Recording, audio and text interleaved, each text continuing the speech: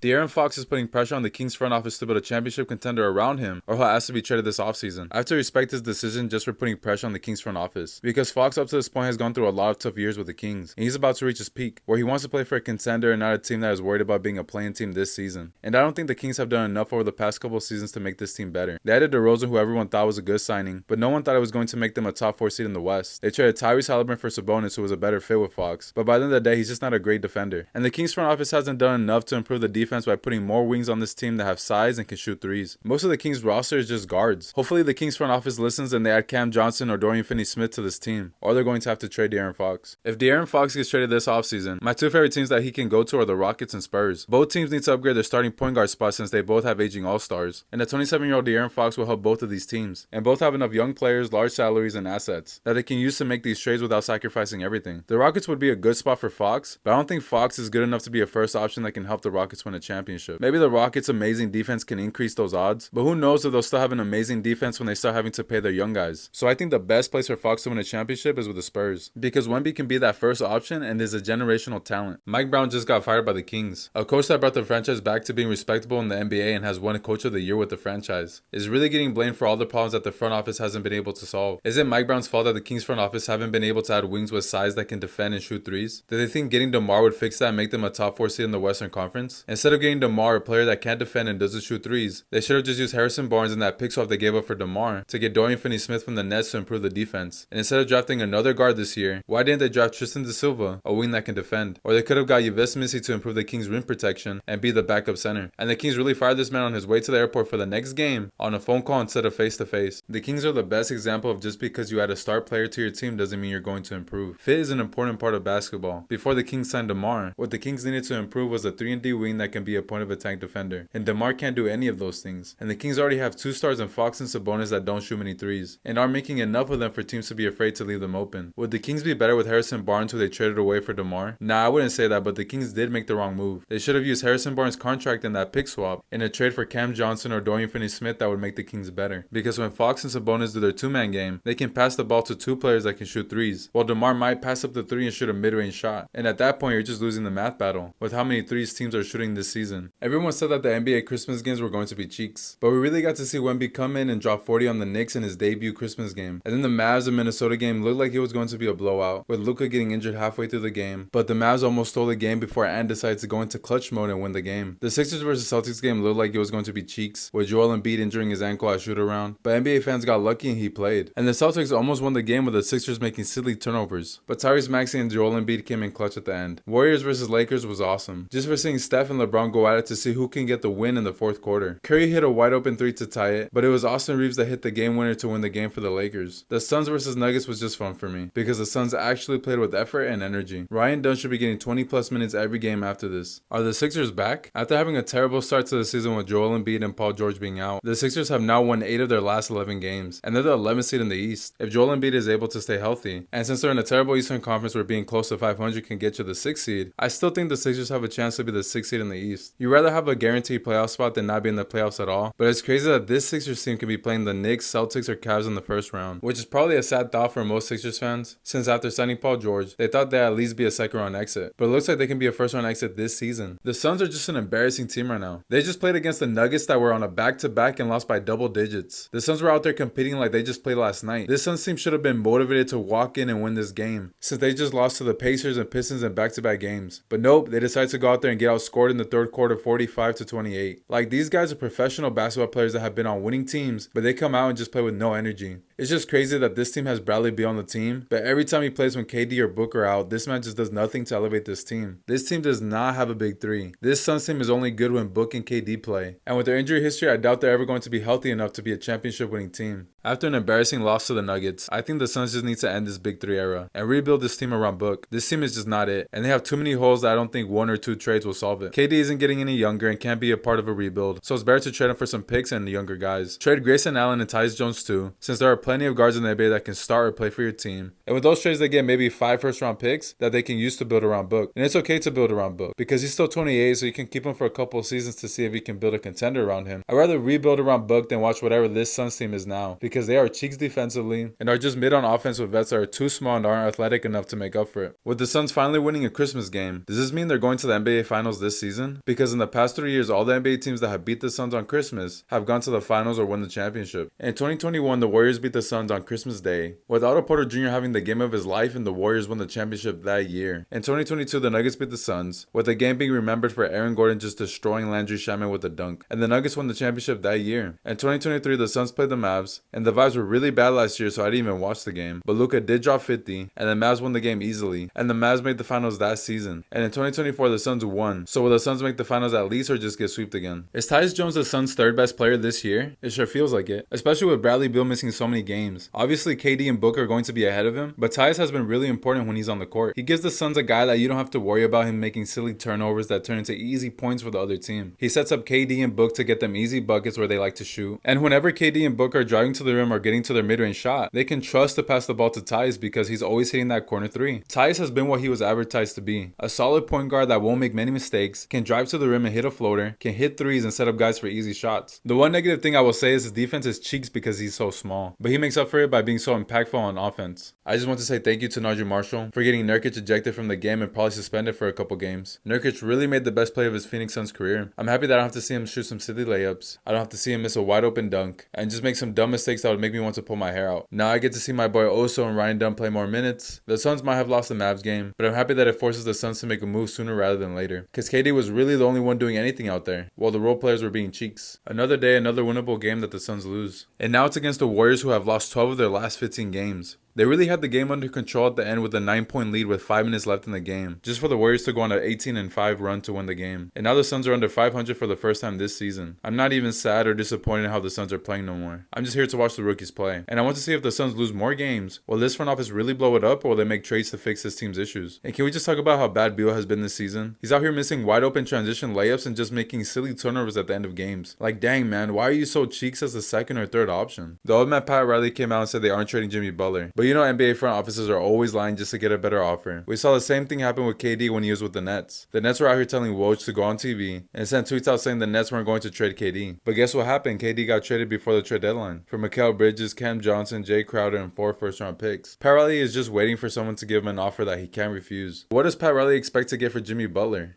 He's not going to get a KD type of offer with Jimmy needing a new contract soon. So just take the Bradley Beal and 1 first-round pick deal, Miami. The Orlando Magic cannot catch a break from the NBA gods. First, Paulo Banchero goes out with an oblique injury, and then Franz goes out with an oblique injury too, and now Mo Wagner is out for the season with an ACL tear. At least the Magic have 2 other centers that deserve rotation minutes in Goga and Wendell Carter Jr. And at least his Magic team is still young and none of their important rotation players are in their 30s. And this Magic team is full of dogs. They really came back from a 23-point deficit without Paulo, Franz, and Jalen Suggs to beat the Miami Heat. I wish my Suns could have some dogs like this on the team.